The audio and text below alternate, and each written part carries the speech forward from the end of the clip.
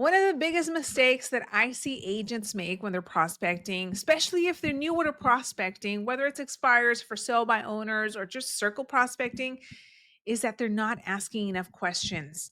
If you're brand new to my channel, my name is Loida. I love to talk about prospecting, lead generation, marketing, and so much more. So make sure you subscribe if you haven't already. But with that being said, let's talk about what are these specific questions that you need to be asking as an agent when you are making phone calls. Now, if you are brand new or if you watched a lot of my videos, I love to talk about expireds. So let's begin with expireds. You have to understand that these are homeowners that came off the market for one reason or another. And once you are talking to them, it's your job to ask questions to figure out what happened and also to determine whether or not they're actually motivated to go back on the market and make a move.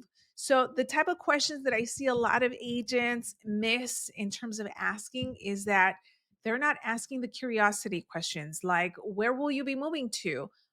What is your time frame for moving to Arizona? What was the activity like when you previously had your home on the market? Did you get any offers? Were you ever under contract? How did you pick your last agent? You see, all of these questions, you might think it's awkward or like you're being intrusive, but you are the professional and you need to find out exactly what happened so that you can determine whether or not you can actually help this homeowner. Now, I know for me in the beginning when I started prospecting and making phone calls, it sounded like I was just asking a bunch of questions like an interrogation.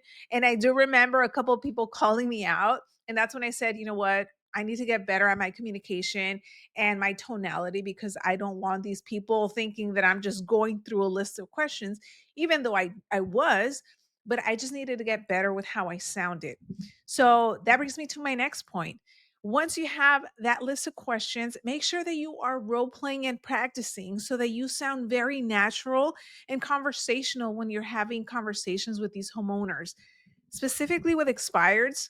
When you get them on the phone, and hopefully you have a lead service provider that's giving you accurate information. I will always recommend for you to get Vulcan 7. When you are talking to these homeowners, you have to understand that they're probably getting a bunch of other phone calls. They're probably getting people that are door knocking them, and when I have conversations with expireds, I like to ask open ended questions. I want to find out, what happened. Typically, they'll sound very frustrated. They might be really rude. But again, I want to find out what happened. What happened? You sound so frustrated. What happened? Where did you want to move to? When did you want to be there? If you knew that the home could still sell, so that you could be in your next home in the next 30, 60 days, is that something you would still be excited about? All of these are questions that you need to be asking as an agent. Don't just think that because someone says, yeah, I'm looking to sell, come and take a look at my house. That is not an appointment, at least for me. I'm talking for myself. That is not a listing appointment. You need to understand what is a listing appointment and what is just kind of like a preview.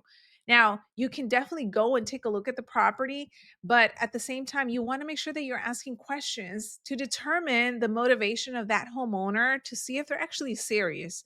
In my experience, I have come across a lot of expireds that were actually not serious and they were just testing the market. They were unrealistic when it came to the price and they were just kind of wasting their time. So, also be okay with turning away or canceling appointments. But again, this goes back to asking questions. If you're not asking questions, you're going to think that you have a lead that's going to do something when in reality, they probably are not. So if you need more help with pre qualifying, asking questions, or just want to dominate your prospecting, go to dominateprospecting.com. I have a boot camp that I will be doing very soon. You can get on the wait list, and I'm going to be breaking down exactly what you need to say and how you can stand out when you are talking to homeowners in any type of lead source that you're going after.